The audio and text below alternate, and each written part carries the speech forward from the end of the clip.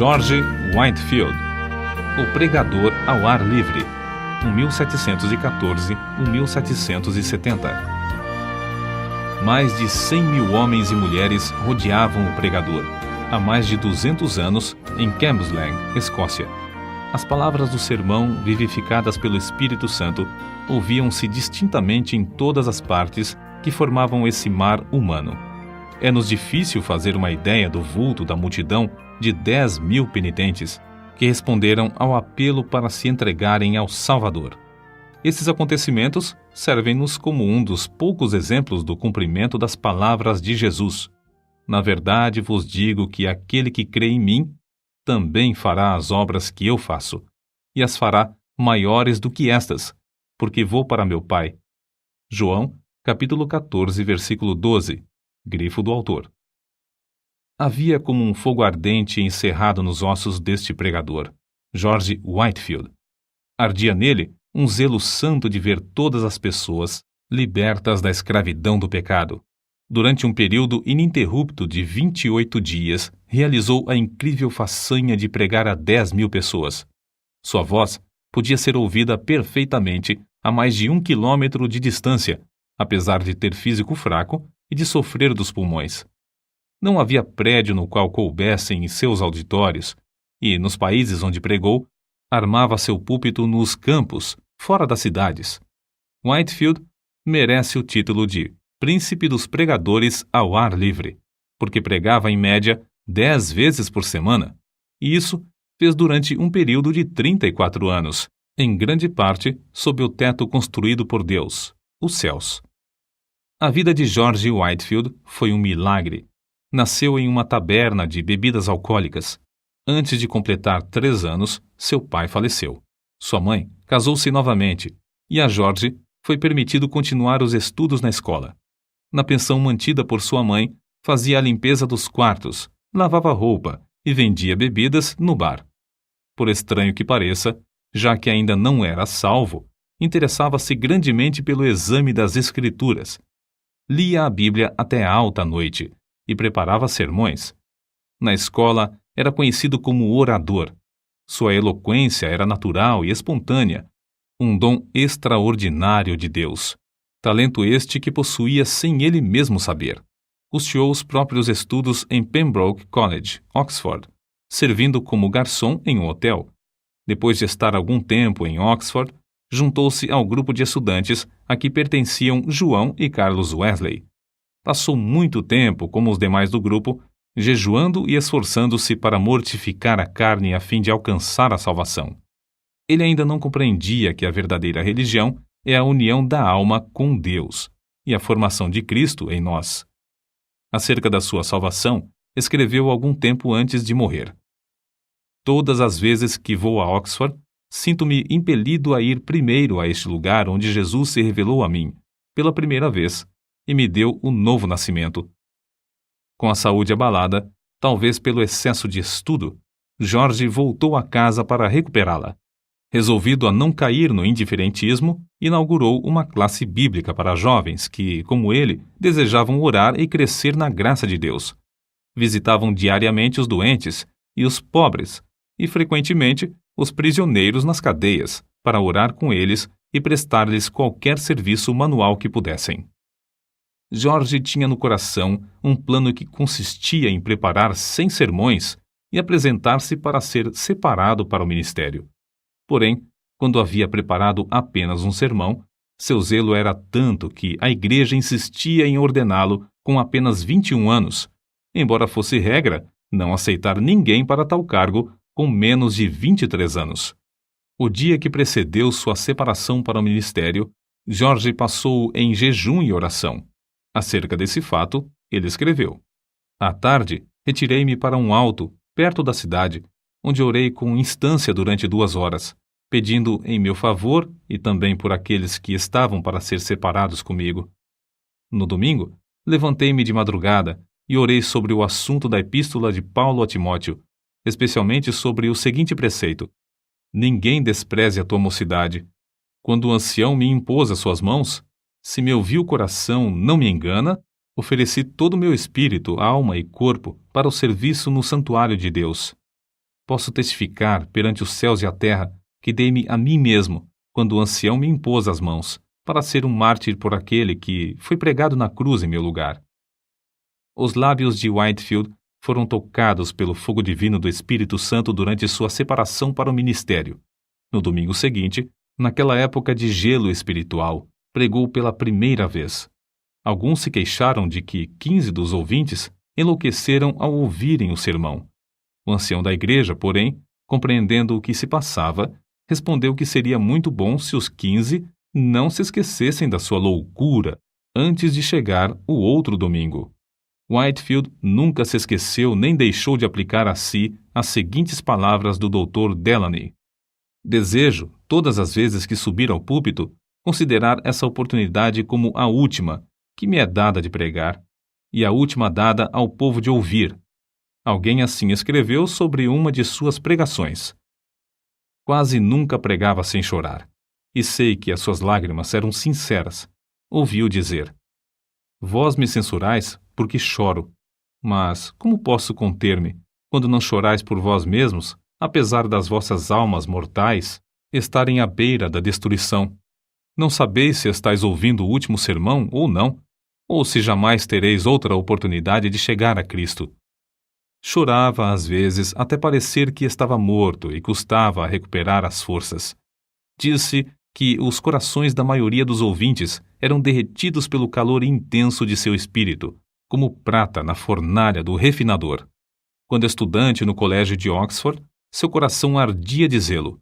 Pequenos grupos de alunos se reuniam no seu quarto diariamente, movidos tais quais os discípulos logo depois do derramamento do Espírito Santo no Pentecostes. O Espírito continuou a operar poderosamente nele e por ele durante o resto da sua vida, porque nunca abandonou o costume de buscar a presença de Deus. Separava o dia em 3 partes: 8 horas sozinho com Deus e em estudos, 8 horas para dormir e fazer as refeições, 8 horas para o trabalho entre o povo. De joelhos, lia e orava sobre a leitura das Escrituras, recebendo luz, vida e poder. Numa de suas visitas aos Estados Unidos, passou a maior parte da viagem a bordo, sozinho em oração. Alguém escreveu sobre ele: seu coração encheu-se tanto dos céus que anelava por um lugar onde pudesse agradecer a Deus, e sozinho, durante horas, chorava comovido pelo amor consumidor do seu Senhor. Suas experiências no ministério confirmavam a sua fé na doutrina do Espírito Santo como Consolador ainda vivo, o poder de Deus operando atualmente entre nós. A pregação de George Whitefield era feita de forma tão vívida que parecia quase sobrenatural. Conta-se que, certa vez, pregando a alguns marinheiros, descreveu um navio perdido num furacão. Tudo foi apresentado em manifestações tão reais que, quando chegou ao ponto de descrever o barco afundando, alguns marinheiros pularam dos assentos gritando: "As baleeiras! As baleeiras!" Em outro sermão, falou acerca de um cego andando na direção de um precipício desconhecido. A cena foi tão real que, quando o pregador chegou ao ponto de descrever a chegada do cego à beira do profundo abismo, o camareiro mor, Chesterfield, que assistia, deu um pulo gritando: "Meu Deus, ele desapareceu!" O segredo, porém, da grande colheita de almas salvas não era a sua maravilhosa voz nem a sua grande eloquência. Não era também o caso de que o povo tivesse o coração aberto para receber o Evangelho, uma vez que havia, na época, grande decadência espiritual entre os crentes. Também não foi por falta de oposição. Repetidas vezes, Whitefield pregou nos campos porque as igrejas fecharam-lhe as portas. Às vezes, nem os hotéis queriam aceitá-lo como hóspede. Em Basingstoke, foi agredido a pauladas. Em Staffordshire, atiraram-lhe torrões de terra. Em Moorfield, destruíram a mesa que lhe servia de púlpito e arremessaram contra ele o lixo da feira. Em Evesham, as autoridades, antes de seu sermão, ameaçaram prendê-lo se pregasse. Em Exeter, enquanto pregava para 10.000 pessoas, foi apedrejado de tal forma que pensou haver chegado para ele a hora, como o ensanguentado Estevão, de ser imediatamente chamado à presença do Mestre. Em outro lugar, Apedrejaram-no novamente até ficar coberto de sangue. Verdadeiramente levava no corpo até a morte as marcas de Jesus. O segredo de tais frutos na sua pregação era o seu amor para com Deus. Ainda muito novo, passava noites inteiras lendo a Bíblia, que muito amava. Depois de se converter, teve a primeira daquelas experiências de sentir-se arrebatado, ficando a sua alma inteiramente aberta, cheia, purificada, iluminada da glória e levada a sacrificar-se inteiramente ao seu Salvador. Desde então, nunca mais foi indiferente em servir a Deus, mas regozijava-se no alvo de trabalhar de toda a sua alma e de todas as suas forças, e de todo o seu entendimento. Só achava interesse nos cultos, tanto é que escreveu para sua mãe dizendo que nunca mais voltaria ao seu emprego. Consagrou a vida completamente a Cristo, e a manifestação exterior daquela vida nunca excedia a sua realidade interior. Portanto, nunca mostrou cansaço, nem diminuiu a marcha durante o resto de sua vida. Apesar de tudo, ele escreveu: "A minha alma era seca como o deserto. Sentia-me como encerrado dentro de uma armadura de ferro. Não podia ajoelhar-me sem estar tomado de grandes soluços e orava até ficar molhado de suor. Só Deus sabe quantas noites fiquei prostrado de cama, gemendo por causa do que sentia e ordenando, em nome de Jesus, que Satanás se apartasse de mim. Outras vezes, passei dias e semanas inteiras prostrados em terra, suplicando para ser liberto dos pensamentos diabólicos que me distraíam. Interesse próprio, rebelião, orgulho e inveja me atormentavam, um após outro, até que resolvi vencê-los ou morrer. Lutei até Deus me conceder vitória sobre eles." George Whitefield considerava-se um peregrino errante no mundo, procurando almas. Nasceu, criou-se e diplomou-se na Inglaterra. Atravessou o Atlântico 13 vezes. Visitou a Escócia 14 vezes. Foi ao país de Gales várias vezes. Visitou uma vez a Holanda. Passou 4 meses em Portugal. Nas Bermudas, ganhou muitas almas para Cristo, como nos demais lugares onde trabalhou. Acerca do que sentiu em uma das viagens à colônia da Geórgia, Whitefield escreveu: "Foram-me concedidas manifestações extraordinárias do alto. Cedo de manhã, ao meio-dia, ao anoitecer e à meia-noite, de fato durante o dia inteiro, o amado Jesus me visitava para renovar-me o coração. Se certas árvores perto de Stonehouse pudessem falar, contariam acerca da doce comunhão que eu e algumas almas amadas desfrutamos ali com Deus, sempre bendito. Às vezes, quando de passeio, a minha alma fazia tais incursões pelas regiões celestes, a qual parecia pronta a abandonar o corpo. Outras vezes, sentia-me tão vencido pela grandeza da majestade infinita de Deus que me prostrava em terra e entregava-lhe a alma, como um papel em branco para ele escrever nela o que desejasse. De uma noite nunca me esquecerei. Relampejava excessivamente. Eu pregara a muitas pessoas e algumas ficaram receosas de voltar a casa. Senti-me dirigido a acompanhá-las e aproveitar o ensejo para as animar a se prepararem para a vinda do Filho do Homem. Oh, que gozo senti na minha alma, depois de voltar enquanto alguns se levantavam das suas camas, assombrados pelos relâmpagos que andavam pelo chão e brilhavam de uma parte do céu até a outra. Eu, com mais um irmão, ficamos no campo adorando, orando, exultando ao nosso Deus e desejando a revelação de Jesus dos céus, uma chama de fogo. Como se pode esperar outra coisa a não ser que as multidões a quem Whitefield pregava fossem levadas a buscar a mesma presença? Na sua biografia, há um grande número de exemplos que bem ilustram tal fato. Oh, quantas lágrimas foram derramadas, com forte clamor pelo amor do querido Senhor Jesus. Alguns desmaiavam e, quando recobravam as forças, ouviam e desmaiavam de novo. Outros gritavam como quem sente a ânsia da morte. E depois de findar o último discurso, eu mesmo senti-me tão vencido pelo amor de Deus que quase fiquei sem vida. Contudo, por fim, revivi. E depois de me alimentar um pouco, estava fortalecido bastante para viajar cerca de 30 quilômetros até Nottingham. No caminho, a alma alegrou-se cantando hinos. Chegamos quase à meia-noite. Depois de nos entregarmos a Deus em oração, deitamo-nos e descansamos na proteção do querido Senhor Jesus. Ó Senhor, jamais existiu amor como o teu. No dia seguinte, em Fog's Manor, a concorrência aos cultos foi tão grande como em Nottingham. O povo ficou tão quebrantado que, por todos os lados, vi pessoas banhadas em lágrimas. A palavra era mais cortante que espada de 2 gumes, e os gritos e gemidos alcançavam o coração mais endurecido. Alguns tinham semblantes pálidos como a palidez de morte, outros torciam as mãos, cheios de angústia.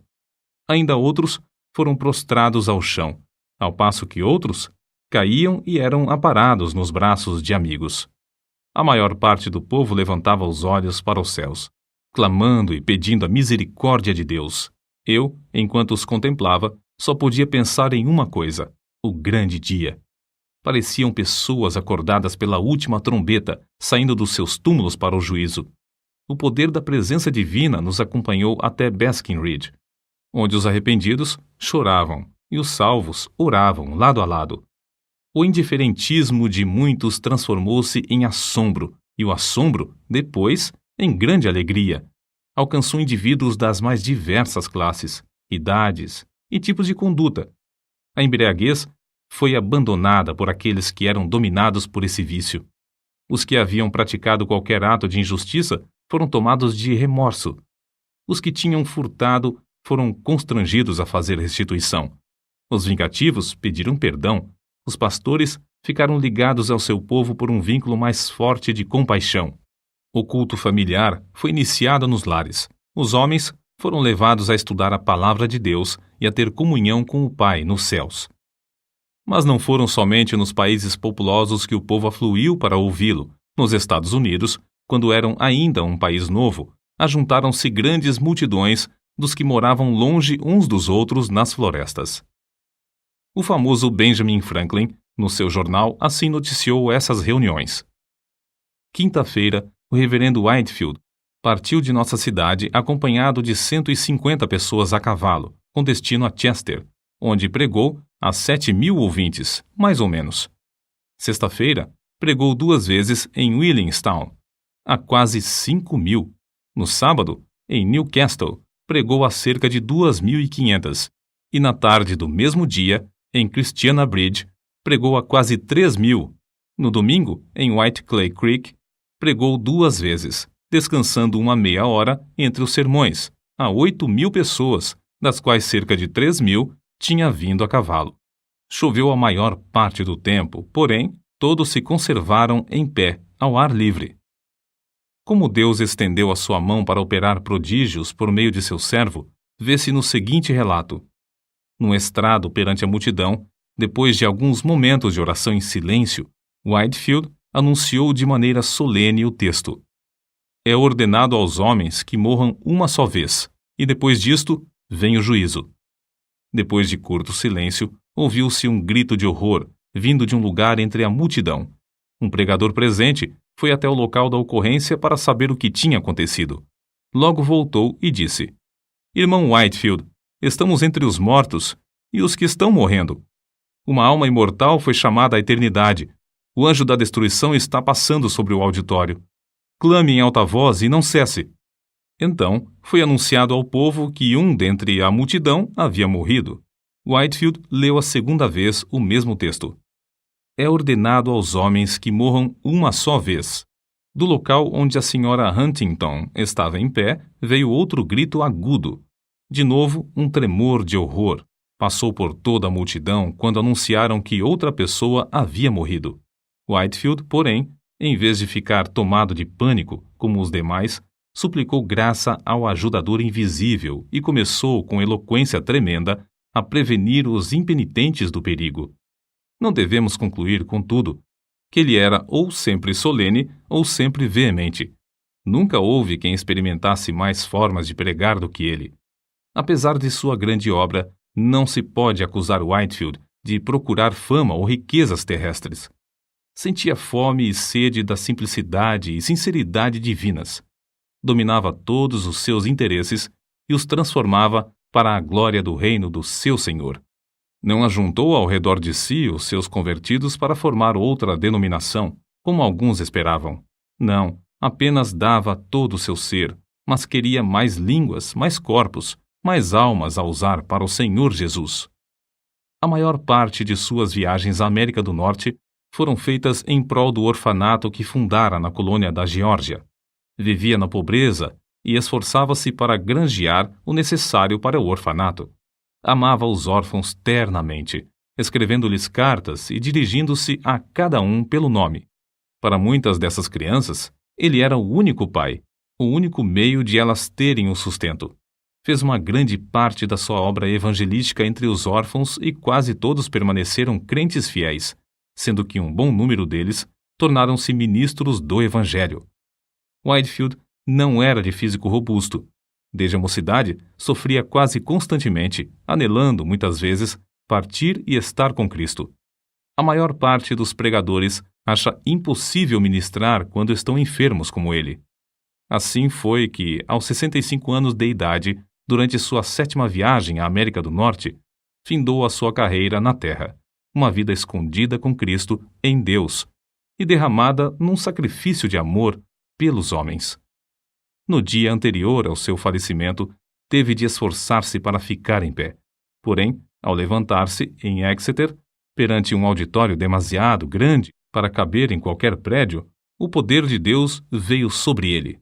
Whitefield pregou como de costume durante 2 horas. Um dos que lhe assistiram disse que seu rosto brilhava como o sol. O fogo aceso no seu coração, no dia da oração e do jejum, quando da sua separação para o ministério, ardeu até dentro dos seus ossos e nunca se apagou. Jeremias, capítulo 20, versículo 9.